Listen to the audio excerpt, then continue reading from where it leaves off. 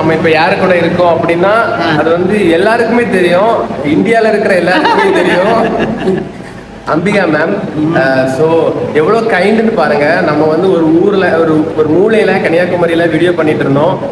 நம்ம வீடியோஸ் பிடிச்சி அவங்க வந்து ரொம்ப பிடிச்சி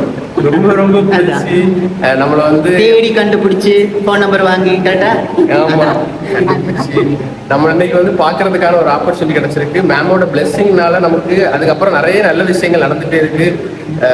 ஸோ இந்த மாதிரி ஒரு குட் சோல், இந்த மாதிரி ஒரு டவுன் டு எர்த்தான ஒரு கேரக்டர் வந்து இந்த இந்த தலைமுறையில் நம்ம மீட் பண்ணிட்டோம்ங்கிறதே எனக்கு பெரிய ஒரு ஹாப்பியா இருக்கு.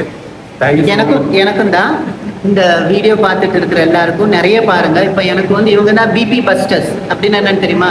ரொம்ப டென்ஷன் வந்து பிபி ஏறிடுச்சுன்னா இவங்க ஷோஸ் பார்த்தா போதும், கம்மியாக. Thank you so much. ஏதோ பெரிய பெரிய அவார்டு வாங்கின போது கிடைக்காத ஃபீல் வந்து இப்போ மேம் பார்த்து அவங்க பேசும்போது எங்களுக்கு அவ்வளோ ஹாப்பியாக இருந்துச்சு.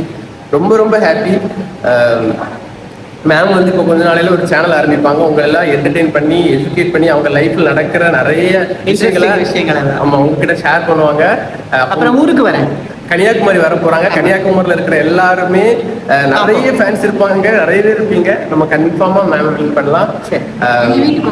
வருவாங்க. ஆனா நீ சமைக்காதப்பா, அவங்க ரசம் பண்ணிடுவாங்க. அப்புறம் அப்பா என்னடா மாமா, அப்புறம் நான் கீழே விழுந்து கிடப்பேன். நம்ம ஒரே ஒரு நம்ம அந்த ஐகானிக் பேட் சொல்லுங்க மேம். எது?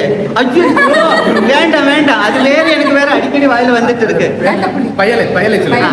பேத்த பயலை.